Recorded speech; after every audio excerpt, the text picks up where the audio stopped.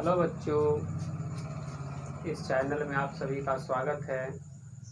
तो आज हम पढ़ने वाले हैं हम लोग अवतल या उत्तल दर्पण का मुख्य फोकस एवं फोकस दूरी। तो स्टार्ट करने से पहले यदि आप इस चैनल में नए आए हैं तो चैनल को सब्सक्राइब कर लें, साथ ही घंटी का निशान दबा दें जिससे कि मेरा हर वीडियो आप तक पहुंचता रहे। तो चलिए हम लोग स्टार्ट करते हैं फोकस एवं फोकस दूरी। तो देखिए फोकस एवं फोकस दूरी क्या है। तो पहले मैं डेफिनेशन समझा देता हूँ। अवतल दर्पण, अवतल दर्पण में किसी अवतल दर्पण का फोकस उसके मुख्य अक्ष पर वह बिंदु है जहाँ मुख्य अक्ष के समांतर आती किरणें परावर्तन के बाद मिलती है। फोकस एवं ध्रुव और मुख्य फोकस के बीच की दूरी को फोकस दूरी कहते हैं। यानी कि जहाँ पर मिलती है उसे फोकस कहते हैं और उसके बीच की दूरी ध्रुव और उसके बीच की दूरी को क्या बोलते हैं, तो हम लोग फोकस दूरी कहते हैं। तो देखिए जैसे कहाँ पर मिलती है ये, जैसा कि आप फिगर में देख रहे हैं, पिक्चर बनाया हुआ है। तो पिक्चर में आप देख रहे हैं कि सारे के सारे किरण जो है, तो देखिए यहाँ से आ रहे हैं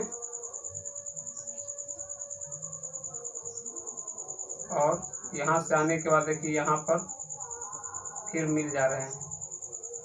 तो देखिए ये सारी के सारी किरण इस बिंदु पर आके है ना, जो एक दूसरे से मिल जाती है। तो मैंने क्या लिखा है, परावर्तन के बाद मिलती है। आती किरणें परावर्तन के बाद मिलती, यहाँ से आया, ये दर्पण है, दर्पण से परावर्तन होने के बाद इस बिंदु पर मिल गया। तो इसी बिंदु को हम लोग क्या कहेंगे, फोकस।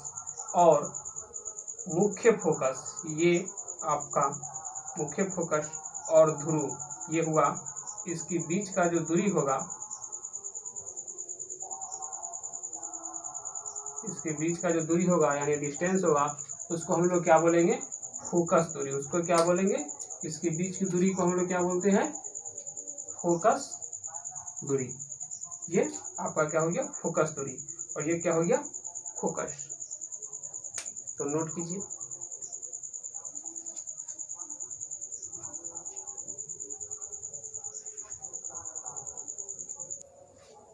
तो बच्चों अब अगला है आपका उत्तल दर्पण। उत्तल दर्पण, तो देखिए किसी उत्तल दर्पण का फोकस उसके मुख्य अक्ष पर वह बिंदु है जहां से मुख्य अक्ष के समांतर आती किरणें परावर्तन के बाद मिलती हुई प्रतीत या आभास होती है। तो देखिए यहाँ से ये किरण सब आ रहा है, ये किरण सब आ रहा है, ये किरण सब आ रहा है और परावर्तन के बाद देखिए लौट गया है। देखिए ये सब किरण आया है, ऐसे ऐसे गया और ऐसे लौट गया, ऐसे गया ऐसे लौट गया, ऐसे गया ऐसे लौट गया, ऐसे गया ऐसे लौट गया। और देखिए ये सब कहाँ से, यहाँ से क्या महसूस हो रहा है कि यहाँ से ये आ रहा है, आभास हो रहा है, ये इस बिंदु से यानी एफ पर से एहसास हो रहा है कि क्या ये बिंदु, ये रेखा को जब आप देखिएगा तो लगेगा कि यहाँ से आ रहा है। ये नहीं लगेगा कि यहाँ पर से ऐसे से आया है और ऐसे वापस लौट गया, ये लगेगा क्या, यहाँ से आ रहा है। तो हमने क्या लिखा है, परावर्तन के बाद, परावर्तन के बाद, देखिए परावर्तन के बाद आती हुई प्रतीत या आभास होती है। तो देख लीजिए अब क्या है, परावर्तन के बाद ये आती या आती हुई प्रतीत होती है कि ये कहाँ से, यहाँ से आ रही है, यानी फोकस से आ रही है। तो ही इसका क्या हो जाएगा, फोकस। जहाँ पर से आती हुई प्रतीत होता है वही फोकस होता है। और फोकस दूरी आपको बता ही चुके हैं कि ये इसके बीच जो डिस्टेंस होगा सो क्या हो जाएगा, आपका दूरी जो होगा सो हो जाएगा फोकस दूरी। जैसा कि मैंने आपको अवतल दर्पण में बताया है, सेम कंडीशन जो उत्तल दर्पण में है, दोनों में सेम ही है। तो बच्चों नोट कीजिए इसको।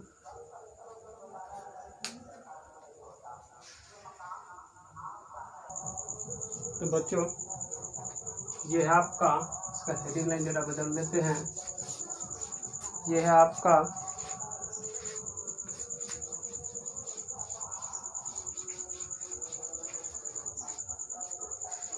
ये है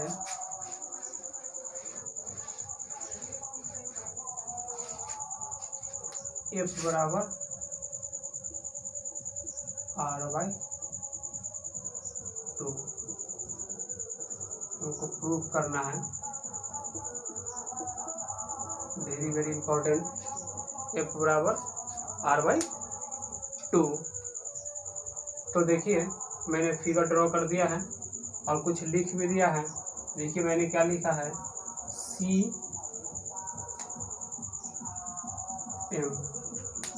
CM यानी क्या, चीफ मिनिस्टर CM। तो CM क्या है, CM दर्पण सतह के M बिंदु पर अभिलंब है। CM दर्पण सतह के M बिंदु पर अभिलंब है, इसीलिए परावर्तन नियम क्या कहता है, जो कोण AMC बराबर कोण CMB, यानी कहने का मतलब है कि ये कोण जो होगा सो ये कोण के इक्वल होगा। आपको मैंने पहले ही बताया था कि जितना एंगल से किरण आता है उतना ही एंगल से वो लौट भी जाता है, इसीलिए ये कोण बराबर ये कोण हो जाएगा कि हो गया। तो देखिए और अगला इसीलिए या चूंकि कोण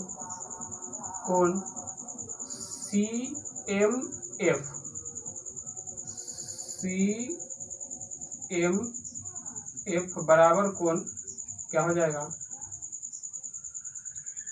CMF बराबर कोण हो जाएगा MCF।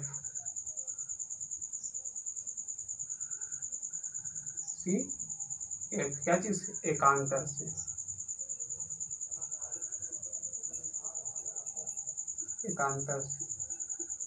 एकांतर के नियम से आपका क्या,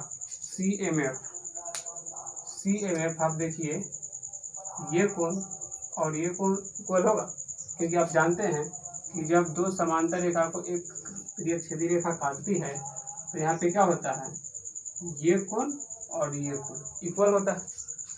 आपने मैथमेटिक्स में उसको पढ़ रखा है, वो दोनों कोण जो होता है सो क्या होता है, एक दूसरे के आपस में इक्वल होता है। तो एक क्या चीज से इक्वल हो गया, एकांतर से। और जब ये इक्वल हुआ तो इसीलिए क्या हो जाएगा, देखिए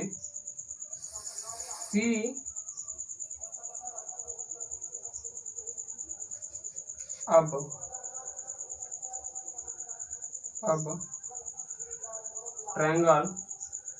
ट्रायंगल देखिए CMF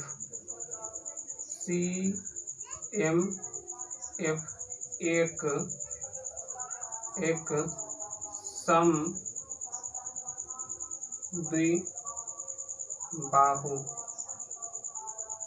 समद्विबाहु त्रिभुज है। और जब समद्विबाहु है, समद्विबाहु का मतलब क्या होता है, जिसका दो भुजा आपस में बराबर हो। समद्विबाहु का मतलब क्या होगा, जिसका दो भुजा आपस में बराबर हो।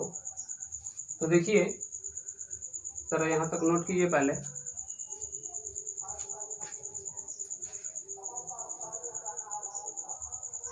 देखिए मैं ये बचा हुआ जगह का यूज कर लेता हूँ। तो देखिए CMF यानी ट्रायंगल ये इक्वल है, तो जब ये समद्विबाहु बोल दिया है तो क्या होगा, ये भुजा और ये भुजा आपस में क्या हो जाएगा, बराबर हो जाएगा। इसीलिए क्योंकि समद्विबाहु है इसीलिए क्या हो जाएगा, देखिए CF बराबर MF क्या हो जाएगा, CF बराबर MF। और चूंकि M जो है तो P के बहुत निकट है, चूंकि M P के बहुत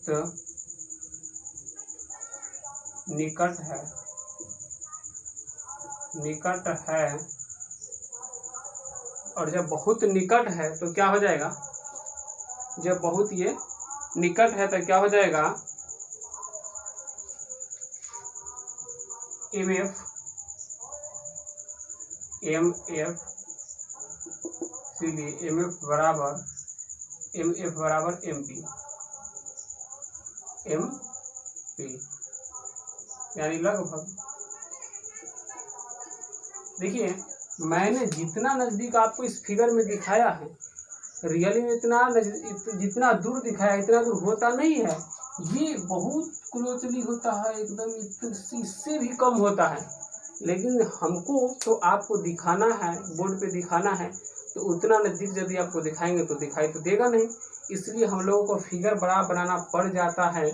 बट ये इतना डिस्टेंस पर होता नहीं है, ये बहुत निकट होता है, इतना डिस्टेंस में नहीं होता है। तो क्या हो गया आपका, चूंकि एम बी के बहुत निकट है, ये और ये बहुत निकट होता है, इसीलिए क्या हो जाएगा, एम एफ बराबर एम पी, दोनों आपस में क्या हो जाएगा, बराबर हो जाएगा, एम एफ बराबर एम पी। अब देखिए अब क्या लिख सकते हैं, इसीलिए क्या हो जाएगा आपका पी एफ बराबर सी एफ, ये भी तो एक दूसरे के बहुत निकट होता है। तो पी एफ बराबर सी एफ, और पी एफ को आप क्या लिख सकते हैं, पी एफ बराबर सी एफ। तो पी एफ बराबर सी एफ को हम चाहे तो पी सी बटा 2 लिख सकते हैं, क्योंकि देखिए दोस्तों भाइयों, ये और ये दूरी इक्वल है, ये और ये दूरी इक्वल है। मान लीजिए कि ये 2 है और ये 2 है, तो क्या हम यहाँ से यहाँ तक की दूरी को पूरा को 4 लिख सकते हैं, या हमको मान लीजिए कि इतना दूरी दिखाना है या इतना दूरी दिखाना, और ये दोनों हम जानते हैं 2 है, तो इसको 4/2 तो लिख सकते हैं। इससे आपका ये दूरी भी पता चल जाएगा, निकल गया, ये दूरी भी निकल गया। तो वही फॉर्मूला हम यहाँ पर भी यूज कर रहे हैं कि देखिए हमको या तो पी एफ या सी एफ कोई निकालना है और दोनों दूरी आपस में बराबर है। तो ऐसे भी आप बोल सकते थे, जरा यहाँ पे देखिएगा, जब पी एफ बराबर क्या है सी एफ, पी एफ बराबर सी एफ, से इसको क्या लिख सकते हैं, पी एफ बराबर पी एफ कर दीजिए, जब दोनों बराबर है तो इसको क्या लिखा जा सकता है, 2pf ही तो लिख सकते थे, 2pf लिख सकते थे। तो यही बात मैंने यहाँ पर लगाया है। तो मैंने क्या किया, pf बराबर cf बराबर क्या, pc/2 कर दिया है, और pc यानी इसी को तो हम लोग क्या बोलते हैं, इसको क्या बोलते हैं, pc, इसको क्या बोलते हैं। तो देखिए fc जो होगा तो आपका f हुआ, तो ये क्या हो गया f, और ये pc क्या हो गया r/2। यही तो आपका हमको निकालना था, क्या f बराबर r/2, जो आपके सामने निकल के आ चुका है। तो इसको ज़रा ज़्यादा ध्यान देते हुए, क्योंकि ये बहुत इम्पोर्टेंट है, प्रत्येक 1 साल बीच करके पूछा जाता है। तो ठीक है, आज हम इस लेक्चर में बस यहीं पर समाप्त करते हैं। और क्वेश्चन आपसे यदि पूछेगा तो ये पूछेगा f बराबर r/2 को सिद्ध करें या परिभाषित करें। तो इससे एक ही क्वेश्चन अभी ये होगा, या फिर अवतल दर्पण उत्तल दर्पण मैंने बताया है, तो अवतल दर्पण उत्तल दर्पण का अंतर या परिभाषा कुछ ही पूछे तो आप लिख दीजिएगा। तो ठीक है, मैं यहीं पर समाप्त करता हूँ, और यदि कहीं पर आपको डाउट रह जाए तो आप कमेंट में उस डाउट को डाल सकते हैं, यथासंभव मैं सॉल्व करने का प्रयास करूँगा। और इसी प्रकार आप इस चैनल में बने रहें।